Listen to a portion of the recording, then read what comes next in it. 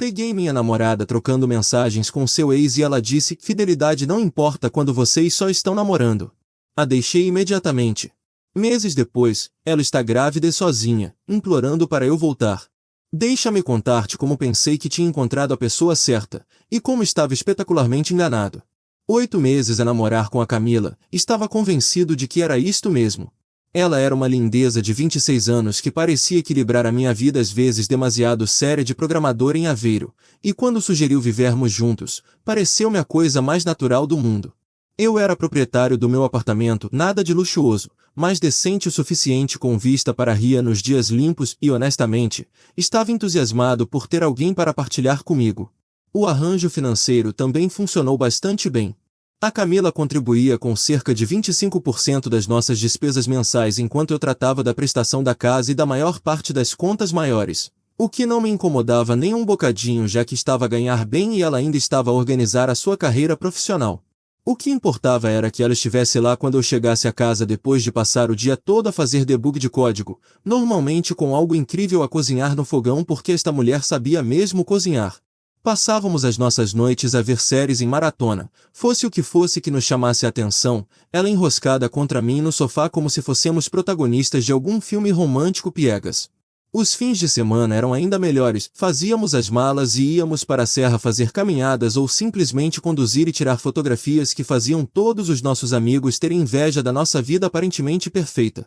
O Diego, o meu melhor amigo desde a universidade que trabalha como eletricista e não tem filtros, estava sempre a gozar comigo por estar completamente dominado, mas até ele tinha que admitir que eu parecia genuinamente feliz pela primeira vez em anos.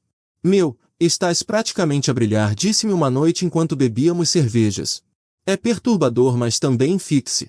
A questão é que a Camila tinha esta maneira de fazer tudo parecer sem esforço e certo, como se fossemos duas peças de puzzle que simplesmente encaixavam perfeitamente. Claro, havia algumas coisas que me deviam ter feito parar, mas estava demasiado apanhado na pressa do amor novo e da atração física para prestar atenção aos sinais de aviso que estavam praticamente a acenar bandeiras vermelhas na minha cara.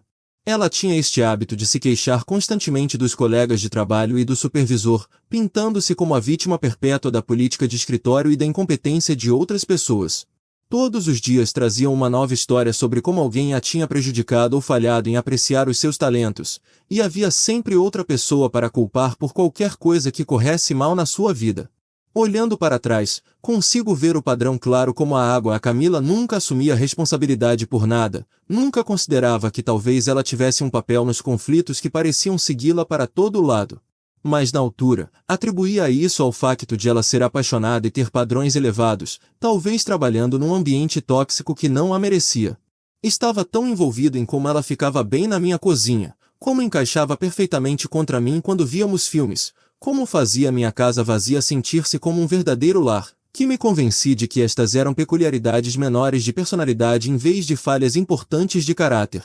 Comecei a pensar a longo prazo sem sequer me aperceber, imaginando feriados com as nossas duas famílias, talvez conseguir um sítio maior juntos, toda a fantasia doméstica que parecia não só possível mas inevitável. A Camila falava sobre o nosso futuro com esta certeza sonhadora que me fazia acreditar que estávamos a construir algo real e duradouro juntos. Somos tão bons juntos, dizia-me, passando os dedos pelo meu cabelo depois de termos passado um domingo preguiçoso na cama. Não consigo imaginar-me com mais ninguém. Essas palavras deviam ter significado tudo para mim, e significaram na altura, mas agora parecem-me a mentira mais cruel, não porque me estava a enganar deliberadamente naquele momento, mas porque eu não fazia ideia de quão superficial era realmente o compromisso dela. Pensava que estávamos na mesma página sobre exclusividade, sobre construir um futuro juntos, sobre sermos a pessoa um do outro em todas as formas que importavam. Não fazia ideia de que enquanto eu estava a planear a nossa próxima escapadela à serra, ela já estava mentalmente a desligar-se do que eu acreditava ser a melhor relação da minha vida. Cerca de 4 meses antes de tudo ir por água abaixo, as rachas começaram a aparecer de formas que devia ter reconhecido imediatamente. A Camila começou a ficar até tarde no trabalho com frequência crescente, deixando-me chegar a casa, uma casa vazia que se sentia mais fria do que costumava, normalmente encontrando nada além de recipientes de comida tailandesa no balcão e um bilhete rabiscado às pressas sobre outra crise no escritório. No início, acreditei completamente porque toda a gente lida com estresse no trabalho, certo? Mas o padrão tornou-se impossível de ignorar quando toda a sua relação com o telemóvel mudou da noite para o dia. Esta mulher que costumava deixar o dispositivo espalhado pela casa como se fosse apenas mais um móvel de repente não conseguia deixá-lo fora da sua vista por 5 minutos. Começou a levá-lo para a casa de banho, agarrando-o durante as nossas conversas, e dormindo com ele debaixo da almofada como algum tipo de cobertor de segurança digital. As notificações noturnas tornaram-se uma banda sonora constante das nossas noites, pequenos pings e zumbidos que iluminavam o seu rosto de maneiras que não tinha visto direcionadas a mim em semanas. Apanhava-a a sorrir para o ecrã com esta expressão secreta, quase eufórica que me torcia o estômago porque a reconhecia como o mesmo olhar que costumava dar-me quando começamos a namorar. Coisas do trabalho dizia sempre que perguntava, mas o seu tom tinha esta aresta defensiva que parecia completamente errada.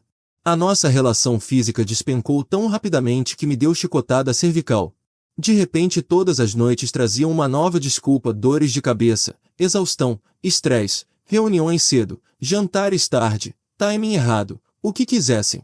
Tornou-se uma mestre da deflexão, transformando todas as tentativas de intimidade numa conversa sobre a minha carência ou como eu não entendia a pressão sob a qual ela estava.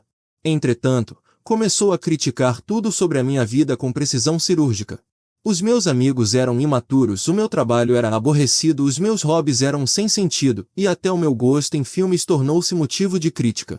Temos mesmo que ver outro filme de ação, suspirava, como se estivesse a torturar com a minha mera existência. O Diego notou a mudança imediatamente quando veio para o nosso ritual habitual de futebol dominical. O que aconteceu ao Bruno Feliz? Perguntou depois da Camila ter passado 20 minutos a explicar por que é que o nosso pedido tradicional de asas era basicamente veneno. Tentei rir-me, mas honestamente, estava a começar a sentir-me como um estranho na minha própria casa. A mulher que costumava contar-me histórias detalhadas sobre os seus colegas de trabalho e o drama deles de repente tornou-se vaga e evasiva sobre tudo. Como foi o trabalho? Dava-me respostas como bem ou o mesmo de sempre entregues com o entusiasmo de alguém a discutir formulários de impostos. Estava fisicamente presente mas emocionalmente ausente, fazendo os movimentos da nossa relação enquanto claramente estava noutro lugar mentalmente. Comecei a notar pequenas coisas que não batiam certo, roupa nova que aparecia sem viagens de compras que eu soubesse, mudanças subtis na sua aparência que sugeriam que estava a fazer um esforço para ficar bem para alguém, só que não para mim. A última gota que me fez perceber que algo estava seriamente errado veio numa terça-feira à noite quando a Camila entrou pela porta da frente parecendo que tinha passado por um tornado. O seu cabelo estava despenteado, a maquilhagem borrada, e a blusa amarrotada de formas que sugeriam que tinha sido removida e apressadamente recolocada. Quando perguntei se estava bem, lançou-se nesta história elaborada sobre um dia brutal no escritório e como seu supervisor tinha feito toda a gente ficar até tarde para reorganizar o sistema de arquivos. Estou exausta, disse, mas os seus olhos estavam brilhantes e energizados de uma forma que contradizia tudo que saía da sua boca. Dirigiu-se direto para o duche sem sequer fazer contato visual, e fiquei ali parado na nossa cozinha sentindo-me como o maior parvo do planeta porque lá no fundo, já sabia o que estava a acontecer. Simplesmente não estava pronto para admitir isso a mim mesmo ainda. Naquela noite, enquanto ela dormia ao meu lado com o telemóvel agarrado na mão como uma linha de vida para qualquer mundo secreto que tinha construído sem mim, fitei o teto e tentei descobrir quando exatamente me tinha tornado um personagem secundário na minha própria relação. A pior parte nem sequer eram os sinais óbvios de traição, era a forma lenta e sistemática como ela tinha estado a apagar o meu valor, fazendo-me questionar os meus próprios instintos enquanto se desligava de tudo que tínhamos construído juntos. A verdade atingiu-me como um comboio de mercadorias numa manhã de quarta-feira quando a Camila cometeu o erro fatal de deixar o telemóvel desbloqueado no balcão da cozinha. Não estava a bisbilhotar, honestamente, estava apenas a movê-lo para ligar a máquina do café, mas quando o ecrã se acendeu com uma notificação de texto, vi tudo o que precisava de ver e muito mais do que alguma vez quis saber. Meses de mensagens com o Lucas, o ex-namorado da universidade, expuseram toda a aventura em detalhe gráfico que me embrulhou o estômago. Mas o verdadeiro soco no estômago não foi o conteúdo sexual, foi ler a Camila descrever-me como aborrecido e previsível enquanto planeava sua estratégia de saída, dizendo ao Lucas que só precisava de descobrir a logística antes de me deixar no pó. Uma mensagem em particular gravou-se na minha memória. O Bruno é tão despistado, é quase triste. Ele pensa que estamos a construir algo real enquanto eu estou apenas a matar tempo até aparecer algo melhor. Quando a confrontei naquela noite, nem sequer teve a decência de parecer envergonhada. O que estavas tu a fazer a ver o meu telemóvel? Exigiu, virando o jogo como se eu fosse o que tinha feito algo errado. Expus tudo o que tinha visto, cada mensagem, cada plano, cada comentário cruel sobre a nossa relação, e a resposta dela foi encolher os ombros e dizer: estamos apenas a namorar, Bruno. Não é como se fossemos casados. A lealdade realmente não importa nesta fase. A crueldade casual dessa declaração doeu mais do que qualquer discussão aos gritos poderia ter feito. Apercebi-me naquele momento de que enquanto eu tinha estado a planear um futuro com esta mulher, ela nunca tinha considerado a nossa relação como algo mais do que uma conveniência temporária. No dia seguinte, liguei a Marina, uma advogada que o Diego tinha recomendado que se especializava em questões de inquilinos, e soube que mesmo que a Camila não estivesse em nenhum contrato de arrendamento, ainda tinha que lhe dar 35 dias de aviso para despejar. A lei é bastante clara sobre isto, explicou a Marina. Qualquer pessoa que tenha estabelecido residência tem certos direitos, mesmo sem um acordo formal. 35 dias pareceram uma eternidade, mas pelo menos tinha uma luz no fim do túnel. A reação da Camila ao aviso de despejo foi imediata e viciosa. Ligou à amiga Júlia, esta mulher barulhenta e odiosa que nunca me tinha gostado de qualquer forma, e juntas transformaram a minha casa numa zona de guerra. Deixaram pratos sujos empilhados no lava-loiça durante dias, puseram música suficientemente alta para fazer vibrar as janelas até bem depois da meia-noite, e serviram-se de tudo no meu frigorífico como se estivessem a conduzir algum tipo de competição de comer por despeito. Quando a guerra psicológica não me quebrou, a Camila experimentou uma abordagem diferente que foi de alguma forma ainda mais insultante do que fazer bagunça. Começou a usar o sexo como arma, aparecendo no meu quarto vestindo quase nada e agindo confusa quando lhe disse para sair. Vá lá, amor, podemos resolver isto, ronronava, como se eu devesse esquecer meses de traição porque ela estava disposta a tirar-me um osso. Quando isso falhou espetacularmente, mudou para viagens de culpa e táticas de manipulação que teriam sido impressionantes se não fossem tão transparentes. De repente estava interessada em terapia de casal, falando sobre acordos pré-nupciais para o nosso eventual casamento e fazendo promessas sobre mudar que soavam tão ocas como as suas alegações originais de lealdade. Cometi um erro, dizia com lágrimas que se desligavam no momento em que eu não respondia da forma que ela queria. O Lucas não significa nada para mim. Tu és aquele com quem quero estar. Mas o seu telemóvel ainda estava constantemente a zumbir com notificações que não conseguia ignorar, e podia ver o seu pânico a crescer conforme os dias passavam e as suas opções se estreitavam. O Diego tornou-se a minha tábua de salvação durante aqueles intermináveis 35 dias, passando regularmente para ver como eu estava e oferecendo-se para acidentalmente partir algumas das coisas da Camila se isso me fizesse sentir melhor. Estás a lidar com isto melhor do que eu lidaria, disse-me uma noite depois de regressarmos para encontrar a Camila e a Júlia que tinham reorganizado os móveis da minha sala numa configuração bizarra que não servia a nenhum propósito exceto incomodar-me. Eu teria mudado as fechaduras e lidado com as consequências legais depois. Mas estava determinado a fazer isto direito, a provar a mim mesmo que conseguia lidar com a traição com mais classe do que a mulher que me tinha traído. Cada dia trazia novas tentativas desesperadas da Camila para negociar a sua saída da situação ou comprar mais tempo, mas conseguia ver a escrita na parede. O seu plano de backup com o Lucas estava a tornar-se a sua única rota de fuga, e baseado na natureza cada vez mais frenética das conversas de texto que conseguia ouvir através das paredes finas, mesmo isso não estava a correr tão suavemente como ela esperava. No dia 20, a casa sentia-se como uma panela de pressão pronta a explodir, mas mantive-me firme porque finalmente entendi que isto não era apenas sobre terminar uma relação, era sobre recuperar o meu autorrespeito e provar que alguns limites não podiam ser cruzados sem consequências. O fim chegou mais rápido do que esperava no dia 12 quando Lucas apareceu na sua carrinha ridiculamente levantada para buscar a Camila e a sua montanha de pertences. Observei da janela da minha cozinha enquanto este tipo, que parecia exatamente como todos os rapazes de fraternidade universitária que nunca cresceram, se pavoneou até a minha porta como se me estivesse a fazer algum tipo de favor.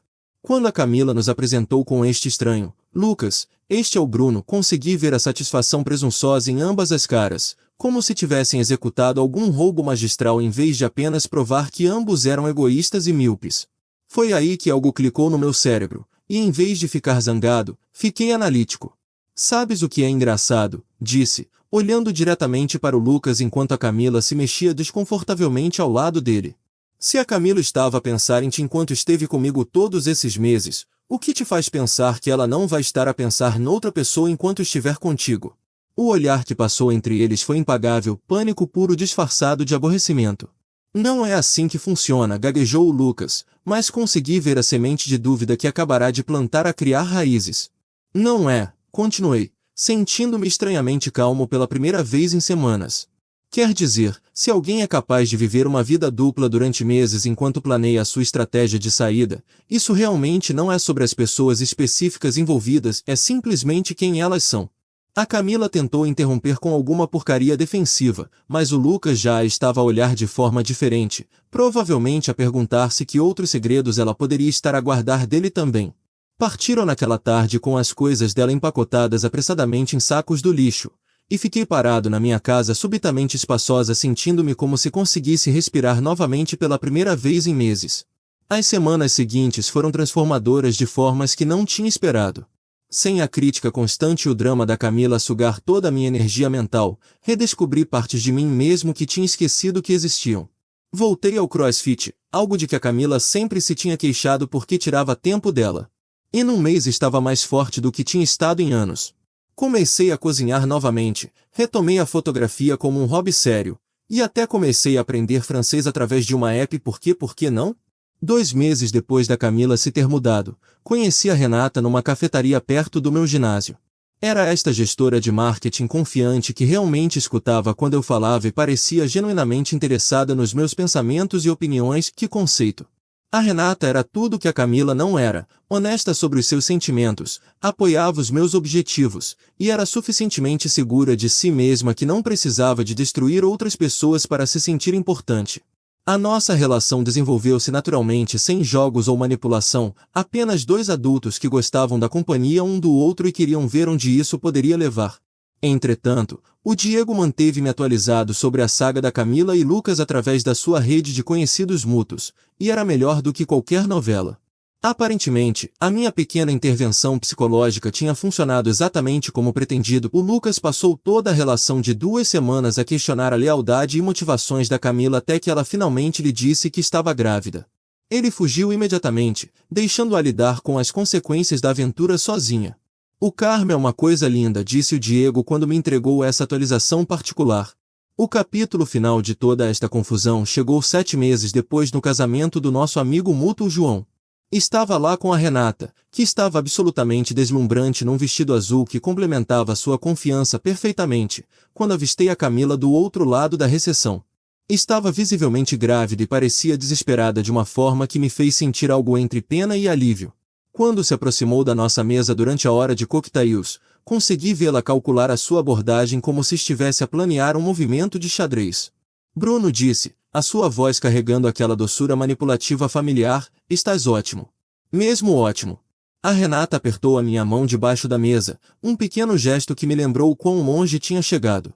Tenho pensado muito em nós, continuou a Camila, no que tivemos e como éramos bons juntos. Talvez pudéssemos falar alguma vez, só para nos pormos em dia. Antes de poder responder, o Diego apareceu no meu ombro com um copo de vinho tinto que de alguma forma conseguiu acidentalmente entornar sobre o vestido branco de maternidade da Camila. Meu Deus, desculpa lá, disse com preocupação digna de um Oscar enquanto a Camila tentava freneticamente limpar a nódoa. Que desajeitado da minha parte! O olhar de horror puro na sua cara quando se apercebeu de que o seu grande gesto tinha sido descarrilado por vinho tinto barato era quase demasiado perfeito para ser real. Enquanto se apressou para a casa de banho, provavelmente para chorar ou fazer birra, apercebi-me de que não sentia absolutamente nada por ela, nem raiva, nem satisfação, nem sequer pena. Era apenas alguém que costumava conhecer que me tinha ensinado lições valiosas sobre reconhecer sinais de aviso e confiar nos meus instintos. A Renata e eu passamos o resto da noite a dançar e a rir-nos com amigos que realmente importavam, e quando fomos para casa juntos para a casa que agora era verdadeiramente minha, entendi que às vezes a melhor vingança é simplesmente viver bem sem as pessoas que tentaram arrastar-nos para baixo.